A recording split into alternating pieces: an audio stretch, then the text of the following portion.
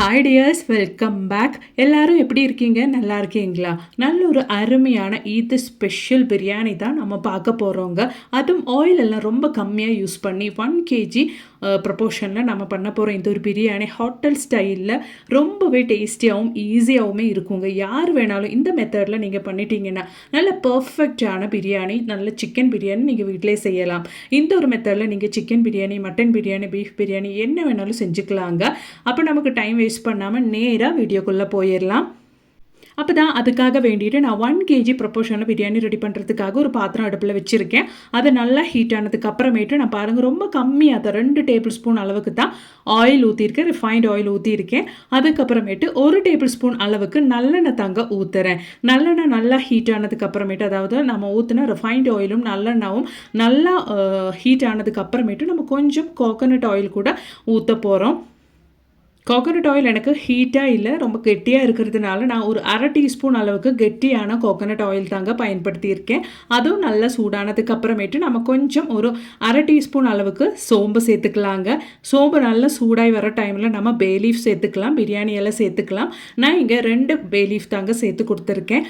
அதே போலவே நம்ம இந்த ஸ்டேஜிலே பச்சை மிளகா ஆட் பண்ணியிருக்கேன். காரத்துக்கு தகுந்த மாதிரி ஒரு 7 பச்சை மிளகா ஆட் பண்ணியிருக்கேங்க. 1 kg பிரியாணிக்கு 7 பச்சை மிளகா ஆட் பண்ணியிருக்கேங்க. அது நல்லா வெடிச்சு வருங்க. அதனால நம்ம இந்த ஒரு டைமுக்கு பிரியாணி பாத்திரத்தோட லிட்டு போட்டு க்ளோஸ் பண்ணிடலாங்க. பாருங்கள், பச்சை மிளகெல்லாம் நல்லா வெடித்து குக்காய் வந்துருச்சு. இந்த ஸ்டேஜில் நான் வீட்டிலே ரெடி பண்ண கரம் மசாலா தாங்க ஆட் பண்ணுறேன். இந்த ஒரு கரம் மசாலாவோட ரெசிபி உங்களுக்கு தேவைன்னா ஜஸ்ட் ஒன்று கமெண்ட் போடுங்க, நான் உங்களுக்கு அது டிஸ்கிரிப்ஷனில் போடுறேங்க. அவ்வளோதான் நம்மளோட கரம் மசாலா. அதுவும் வீட்டில் ரெடி பண்ணுற கரம் மசாலா நான் ஒரு 1.5 டேபிள் ஸ்பூன் அளவுக்கு சேர்த்துருக்கேன். அதை நல்லா அந்த பச்சை மணம் போகிற அளவுக்கு நம்ம எண்ணெயில் போட்டு நல்லா ஒன்று வதக்கி கொடுத்துடலாங்க. இந்த பிரியாணியோட டேஸ்ட்டே இந்த ஒரு கரம் மசாலா தான் நல்லா இருக்கும். இந்த ஒரு எண்ணெயில் நம்ம அந்த கரம் மசாலா போடும்போது அவ்வளோ நல்ல ஒரு மணமாக இருக்குங்க. நல்லா அந்த ஒரு கரம் மசாலா வதங்கி அந்த ஒரு பச்சை வாடெல்லாம் போனதுக்கு அப்புறமேட்டு நம்ம சின்ன வெங்காயம் தான் சேர்த்து கொடுக்குறோம். சின்ன வெங்காயத்துக்கு பதிலாக நீங்கள் பெரிய வெங்காயம் கூட சேர்த்து கொடுத்துர்லாங்க. ஆனால் பிரியாணிக்கு நம்ம சின்ன வெங்காயம் சேர்த்து கொடுத்தா அவ்வளோ நல்ல டேஸ்ட்டாக இருக்கும். இப்போ நாம் எப்பவும் போலவே நம்மளோட சின்ன வெங்காயம் நல்லா சீக்கிரமாகவே வதங்கி கிடைக்கிறதுக்காக வேண்டிட்டு 1 டீஸ்பூன் அளவுக்கு உப்பு சேர்த்து கொடுத்துடலாம். உப்பு போட்டதுக்கு அப்புறமேட்டு நல்லா நம்மளோட வெங்காயம் எல்லாம் சேர்த்து நல்லா ஒன்று இந்த மாதிரி வதக்கி கொடுத்துடலாங்க. வெங்காயம் வதக்கிறதுக்காக வேண்டிட்டு நான் லோ ஃப்ளேமில் தான் ஒரு 5 நிமிஷம் வச்சுருந்தேன். லிட் ஓப்பன் பண்ணி பார்த்தப்போ வெங்காயம் நல்லா வதங்கி வந்துருந்துச்சு.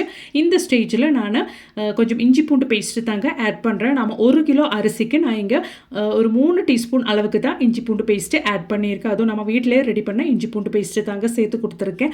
அதுதான் நல்லா டேஸ்ட்டாக இருக்கும். நல்லா இஞ்சி பூண்டு பேஸ்ட்டோட அந்த பச்சை வாடை போகிற அளவுக்கு நல்லா இந்த மாதிரி எண்ணெயிலே போட்டு இந்த மாதிரி நம்ம வதக்கி எடுத்துக்கலாம். லெஸ் ஆயில் போடுறதுனால யார் வேணாலும் இந்த பிரியாணி சாப்பிட்லாங்க. அவ்வளோ நல்ல டேஸ்ட்டாக இருக்கும்.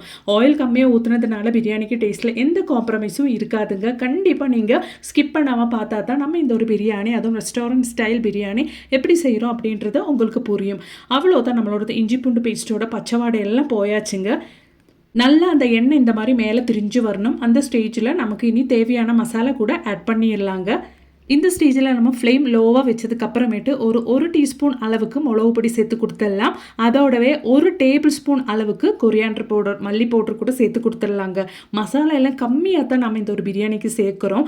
நல்லா அந்த பச்சை வாடை போகிற அளவுக்கு அந்த மிளகு பொடியோடதும் அது மாதிரியே கொரியாண்டர் பவுடர், மல்லி பவுடரோடதெல்லாம் அந்த பச்சை வாடை போகிற அளவுக்கு நல்லா இந்த மாதிரி எண்ணெயில் நம்ம போட்டு வதக்கிக்கலாங்க. நம்ம ரொம்ப லெஸ்ஸாக ஆயில் ஊற்றுனதுனாலேயே அவ்வளோ நல்லா டேஸ்ட்டாக இருக்கும் இந்த ஒரு பிரியாணி சாப்பிட்றதுக்கு. பாருங்கள், அவ்வளோதான், மசாலா எல்லாம் நல்லா பச்சை மணம் போயிடுச்சு. இந்த ஸ்டேஜில் ஒரு 1/2 பெரிய வெங்காயம் நான் அரைச்சு அது கூட சேர்க்குறேங்க. இது ஒரு நல்ல ஒரு டிப்புங்க. பிரியாணி செய்கிற டைமில் நம்ம அந்த எண்ணெயில் நம்மளோட மசாலா அது மாதிரி வெங்காயம் வதங்கினதுக்கு அப்புறமேட்டு நீங்கள் சின்ன வெங்காயம் சேர்த்திங்கன்னா பெரிய வெங்காயம், அப்படி இல்லைன்னா பெரிய வெங்காயம் சேர்த்துட்டிங்கன்னா சின்ன வெங்காயம் அரைச்சி பேஸ்ட்டாக சேர்த்துட்டிங்கன்னா அவ்வளோ நல்லாயிருக்கும். நம்மளோட பிரியாணி சாப்பிட்றதுக்கு ட்ரையாக இருக்காதுங்க. இனி நான் ஒரு 2 தக்காளி, பெரிய தக்காளி, நல்லா பழுத்த தக்காளி பொடியாக கட் பண்ணி அது கூட சேர்த்துட்டேன். தக்காளி வேகிற அளவுக்கு நல்லா நம்ம இனி வதக்கி விட்டுறலாம். நல்லா இந்த மாதிரி ஒன்று மிக்ஸ் பண்ணி விட்டதுக்கு அப்புறமேட்டு நம்ம லிட்டு போட்டு நம்ம பிரியாணி பாத்திரத்தோட மூடி போட்டு ஒரு 10 நிமிஷம் டைமுக்கு நம்ம லோ ஃப்ளேமில் போட்டு குக் பண்ணிடலாங்க. அப்போ தான் சீக்கிரமாக நமக்கு அந்த தக்காளி வெந்து கிடைக்கும். தக்காளி நல்லா வெந்துருச்சுங்க. இந்த ஸ்டேஜில் நான் மல்லி இலை அது மாதிரி புதினா இலை நல்லா அரைச்சி அதுதான் பேஸ்ட்டாக சேர்த்துருக்கேங்க. நல்ல ஒரு பெரிய கைப்பிடி அளவுக்கு மல்லி இலை அது மாதிரியே புதினா இலை இது நல்லா வாஷ் பண்ணிவிட்டு நான் அரைச்சி தான் சேர்த்துருக்கேன். அப்போ நமக்கு அது நல்லா இருக்குங்க. ஒரு கிரேவி டைப்பில் நம்ம பிரியாணி இருக்கும். அதாவது ரொம்ப ட்ரையாக இல்லாமல் சாப்பிட்றதுக்கு அவ்வளோ நல்லா டேஸ்ட்டாக இருக்கும். நம்ம இந்த மாதிரி வெங்காயம் மல்லி இலை புதினா இலையெல்லாம் அரைச்சி சேர்க்கும் போது ரெஸ்டாரண்ட்டில் செய்கிற ஒரு அருமையான டிப்புங்க. கண்டிப்பாக நீங்களும் ட்ரை பண்ணுங்கள். அவ்வளோதான். நான் இங்கே 1 kg அளவுக்கு சிக்கன் சேர்க்குறேன். என்னென்னா இங்கே ரைஸும் 1 kg தான் எடுக்கிறேன். அதனாலேயே நான் இங்கே சிக்கன் 1 kg சேர்த்துட்டு நல்லா இந்த ஒரு டைமில் நம்ம நல்லா மிக்ஸ் பண்ணி விட்டுறலாங்க. மசாலா கூட சிக்கன் நல்லா மிக்ஸ் பண்ணி விட்டதுக்கு அப்புறமேட்டு தேவையான அளவுக்கு உப்பு நம்ம இந்த ஸ்டேஜில் சேர்த்துடலாம். அப்போ தான் அந்த சிக்கன்லாம் உப்பு நல்லா பிடிக்கும். அதனால் இந்த ஒரு ஸ்டேஜில் நம்ம உப்பு ஆட் பண்ணிக்கலாம். ஒரு 2 நிமிஷம் அளவுக்கு நம்ம அது க்ளோஸ் பண்ணி விட்டதுக்கு அப்புறமேட்டு ஓப்பன் பண்ணிவிட்டு ஒரு 2 டேபிள் ஸ்பூன் அளவுக்கு தயிர் ஊற்றிடலாம். தயிர் ஊற்றினதுக்கு அப்புறமேட்டு நல்லா அந்த தயிர் எல்லா இடத்துலையும் படுற மாதிரி சிக்கன்லாம் நல்லா மிக்ஸ் ஆகிற அளவுக்கு நம்ம இந்த மாதிரி கிண்டி விட்டுக்கலாம். தயிர் ஊற்றினதுக்கு அப்புறமேட்டு ஜஸ்ட் மிக்ஸ் பண்ணிவிட்டு ஒரு நிமிஷம் டைமுக்கு மட்டும் நம்ம க்ளோஸ் பண்ணிக்கலாம். நல்லா அந்த தயிரோட புளிப்பெல்லாம் சிக்கனில் இறங்குறதுக்காக வேண்டிட்டு அதுக்கப்புறமேட்டு நம்ம தண்ணி ஊற்றிக்கலாங்க. நம்ம பிரியாணிக்கு தேவையான அளவுக்கு தண்ணி ஊற்றிக்கலாம். சாதாரணமாக 1 பவுல் அரிசிக்கு 2 பவுல் ரேஷியோவில் தான் தண்ணி ஊற்றுவோம். நான் இங்கே பறக்குஞ்சிட்ட அரிசி தான் எடுத்திருக்கேன் பிரியாணி செய்கிறதுக்கு. அப்போ நம்ம 1 பவுல் அரிசிக்கு 2 பவுல் ரேஷியோவில் எடுத்துருவோம். ஆனால் இங்கே நீங்கள் சிக்கன் பிரியாணி செய்கிறதுனால சிக்கனும் கொஞ்சம் தண்ணி எடுத்துரும். அதனால் நீங்கள் 1.25க்கும் கொஞ்சம் மேலே தண்ணி எடுத்துக்கோங்க. அப்போ நல்லா பர்ஃபெக்டாக உங்களுக்கு குலையாமல் பிரியாணி வருங்க. அதாவது 1 பவுல் அரிசிக்கு நம்ம 2 பவுல் அளவுக்கு தண்ணி எடுக்கிறதுக்கு பதிலாக 1.25 அளவுக்கு 1.25க்கும் கொஞ்சம் கூடுதல் அளவுக்கு நீங்கள் தண்ணி எடுத்துக்கோங்க. பர்ஃபெக்டாக 2 பவுல் எடுத்துடாதீங்க. சாப்பாடு குழஞ்சிரும். நல்ல சாப்பாடு உதிரியாக வர்றதுக்காக வேண்டிட்டு ஒரு 1/2 டீஸ்பூன் அளவுக்கு லெமன் கூட நம்ம இந்த ஸ்டேஜில் பிழிஞ்சு கொடுத்துடலாங்க. அவ்வளோதான். நம்ம இப்போ பிரியாணி பாத்திரத்தோட மூடி க்ளோஸ் பண்ணி தண்ணி நல்லா கொதிக்க வச்சிடலாம். பாருங்கள் தண்ணி நல்லா கொதிச்சிருச்சு. இப்போ இந்த ஸ்டேஜில் அரிசி நல்லா கழுவி ஒரு 10 நிமிஷம் டைமுக்கு நான் ஊற வச்சுருந்தேன். ஒரு சொட்டி தண்ணி கூட இல்லாத அளவுக்கு நம்ம ட்ரை பண்ணிட்டு தான் அரிசி சாப்பாடில் போடணும். அப்படி இல்லை தண்ணியோடு நம்ம போட்டுட்டோன்னா சாப்பாடை நல்லா குழஞ்சு போயிருங்க.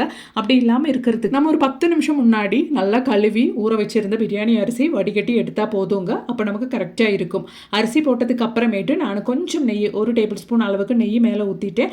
அதோடவே இந்த மாதிரி ஒரு 1/2 டீஸ்பூன் அளவுக்கு கசூரி மேத்தி இலை தாங்க. அது நல்லா இந்த மாதிரி நம்ம கையால் பொடிச்சு அந்த பிரியாணிக்கு மேலே நம்ம போட்டுடலாம். நம்மளோட தண்ணிக்கு மேலே இந்த மாதிரி ஆட் பண்ணிடலாங்க. அவ்வளோதான். இந்த ஸ்டேஜில் நமக்கு எல்லாமே ரெடி ஆயிடுச்சு. உப்பு மட்டும் கொஞ்சம் செக் பண்ணி பார்த்துட்டு லிட்டு போட்டுக்கலாங்க. ஒரு 5 நிமிஷம் டைமுக்கு பாருங்கள்.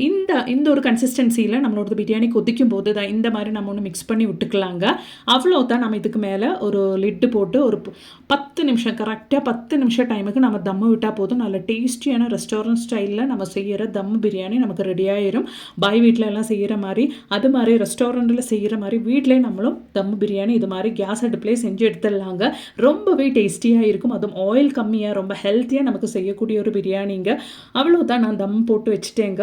ஒரு 10 நிமிஷம் எக்ஸாக்டாக 10 நிமிஷம் கழிச்சு நம்ம ஓப்பன் பண்ணி பார்த்தா பர்ஃபெக்டாக குலையாமல் நல்லா உதிரியாக நம்மளோட சிக்கன் பிரியாணி ரெடி ஆயிருங்க. கண்டிப்பாக நீங்களும் வீட்டில் ட்ரை பண்ணி பாருங்கள்.